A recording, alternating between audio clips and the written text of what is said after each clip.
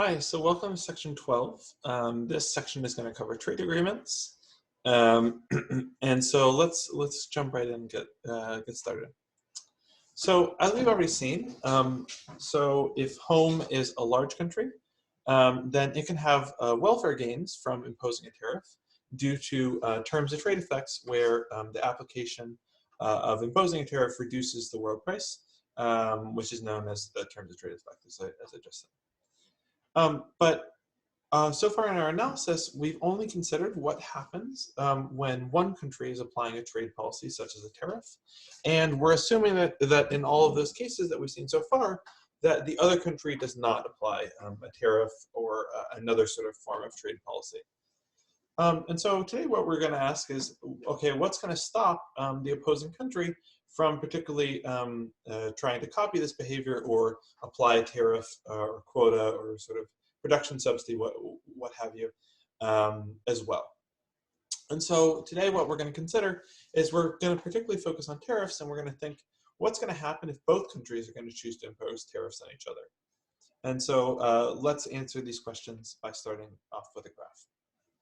And so the graph that we see here is a graph that we've seen before. It's basically showing what are the welfare effects of home, which is assumed to be a large country, imposing a tariff on foreign imports. So we start out at a world price of PW. This is what happens when we have unrestricted free trade. And then when the tariff is implied, it reduces home's import demand. And so that reduces the world price for the good to P star. And then the tariff is then slapped on the new world price. And so now the effective price faced by producers and consumers is a P star plus T. So to analyze the welfare changes in the home country, well, with fully free trade, consumer surplus was initially this whole triangle here. So it included areas A, B, C, and D.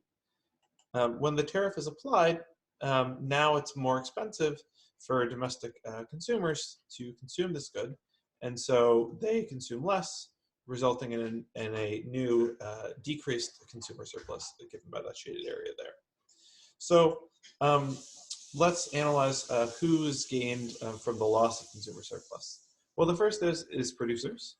So producers initially had a surplus given by here, but now they've gained gained some surplus at a loss that was lost by consumers. Who also gains here? Well, one is now the tariff is slapped on the total quantity of imports. So the government is going to gain areas C and E, or the blue shaded area that I've just drawn there. So the government is going to make up area C that was otherwise lost by consumers. Okay, and so we now, the welfare change, adding up what we've gained, which is area E, that's the government revenue accrued by the government due to the lower world price, or the sort of E is the terms of trade effect of the tariff, or the gain due to the terms of trade. Then B and D are basically just lost a consumer surplus, and so they're deadweight loss. And so the total welfare change at home, if a home is applying a tariff on foreign, is going to be equal to E minus B plus D. Now let's think about what happens in foreign. So let's move on to the graph on the right-hand side. So recall that M is just representing home's import demand. X is representing foreign's export supply. And so at unrestricted free trade at a price of PW, we have that the level of imports is M1. And if we want to call this exporter surplus now, exporter surplus is given by this area here, and importer surplus is given by this area here. Okay, so now when the tariff is applied, essentially what that is the same as saying is it's the same as saying that foreign's exports are now T units more expensive for however many exports they choose to supply. So that's the same as shifting up foreign's export supply by T, or in other words, making each of foreign's exports more expensive by T units from the perspective of home. We could also think of this in the perspective of foreign, and it would likewise be shifting shifting home's import demand either down or to the left. But we're thinking about things from the perspective of home, and so from the perspective of home, this means that foreign's exports have now just become more expensive to obtain. So what's the new producer or sort of exporter surplus here? It's given by this area here. And so note that this exporter now, this area here is the same as the shaded area here. So foreign has lost areas E and F. So that's why foreign, their welfare change is E and F.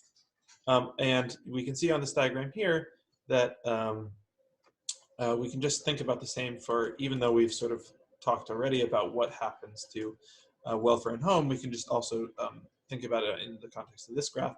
So now domestic importer surplus is this area here. So so they've lost this area B and D. And this, it actually isn't, this white rectangle here isn't actually importer surplus. This now is, this part now is actually government revenue. So we've only lost B and D, and the reason is that we now have a new smaller area of importer surplus, and now we gain government revenue from applying the tariff. Okay, but suppose that there's another market for a different good, and foreign also, that foreign now imports from home. So, you know, we could just make this, call this the foreign market, and relabel everything, supposing that this is foreign's imports from home. So foreign can do the same thing. They, you know, they can look at a good that they import from home, and they can slap a similar tariff onto that, in which case all of the welfare changes are going to be the same, assuming that they have the same quantity of imports. We're assuming that foreign, you know, imports the same amount as home, just for the simplicity of our analysis. Of course, this may not actually be true. And so suppose that,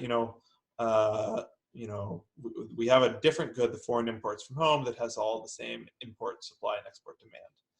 So then in that case, foreign applying a tariff from home is going to have symmetric effects, where foreign is going to gain areas E and minus B and D, and then home is going to lose the same areas of minus E and F. So if we add up together the sort of welfare changes in both markets for two different goods, then the total effect is going to be that both countries are going to face is they're going to lose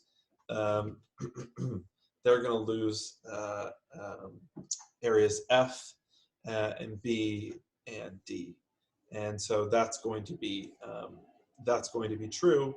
So that's going to be the welfare loss in each country. So if we were thinking about the world in total, we'd just double that. Okay.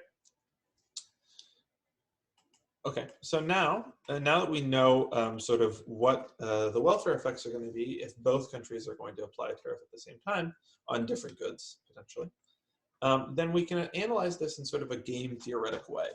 And so what game theory does is it maps out all of the options that each country can play and its respective payoffs from each of those outcomes, depending on the actions of itself and the other country.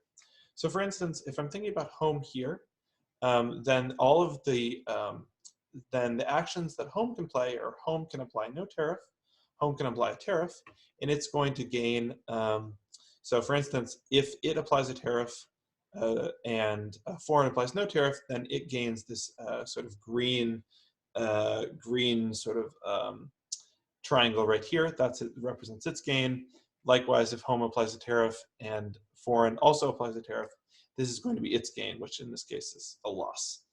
So all of the green triangles represent home's payoffs, given the actions of itself and foreign, and likewise the yellow triangles represent foreign's payoffs.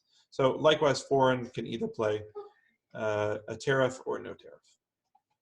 Okay, so hopefully this helps you understand the way that this sort of 2x2 sort of 2x2 figure represents the payoffs of each in home and foreign. So note that what we want to do is we want to compare the changes in welfare under a tariff to a no tariff. And so if both home and foreign apply no tariff, we say that their payoffs are 0 or no change from their free outcome equilibrium. Okay. And likewise, we've just taken all of the gains for each of applying a tariff, or the losses that they get if they don't apply a tariff, and we've sort of moved it into this graph here. Okay, so let's answer now question 1. So what's going to be home's best response if foreign imposes no tariff? So now what we're going to restrict our attention to is this area of the graph where foreign is not applying a tariff. So let's see which outcome is going to be best for home to play. Well, if foreign applies no tariff, then we're strictly in the left part of this graph. And so you can see that home is going to compare its payoff from playing no tariff to playing a tariff. And as it turns out, you know, E minus B plus D in parentheses, so it's E minus B minus D is greater than 0. And so home's best response is going to be to play a tariff. Oops, I went the wrong way. Okay, and so this is just saying what I said exactly. So question 2 is now to ask what's going to be home's best response if foreign does impose a tariff. So if foreign imposes a tariff, we're going to now be on the right side of this graph. And we can look at this as follows. So if home doesn't apply a tariff, then it's going to lose areas E and F. And but if it does apply a tariff, it's going to lose areas B, D, and F. And so remember that we said that E, we're assuming that the home's application of tariff gains at welfare. In other words, we assume that E is greater than B plus D. And so what that implies is that this loss, for instance, if we just subtract F from both sides, sorry, hold on, let's undo that. So if we just multiply everything by negative, then what that means is that we'll get that negative E is, is less than negative B and negative D. And so if we subtract off F from both sides, we see that this is a larger loss. Areas E and F are larger than B, D, and F. So what's home's going to be best response? Again, home in this situation, they'd rather apply a tariff. And so home's best response is basically going to be always to play a tariff, regardless of what foreign's actions are. So, you know, given that home's best response function is always going to be a tariff, then if you wanted to think about the actions of foreign, considering home's outcome, actions is fixed, both home and foreign, since the game is symmetric, we've considered that the market for each good is essentially the same size.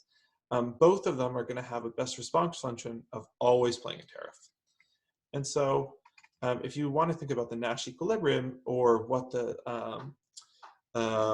sort of strategy or sort of what the outcome is going to be that's going to take into response that both countries are playing their best response functions, the outcome tariff is going to be the Nash equilibrium here. That's going to be the equilibrium that no country wants to deviate away from, because if they, you know, for instance, both countries are playing a tariff, both countries are applying tariffs, then if one country chooses not to apply a tariff, they'll yield these large losses. And so we see that the Nash equilibrium is basically the outcome that no country will want to deviate away from, because they'll lose.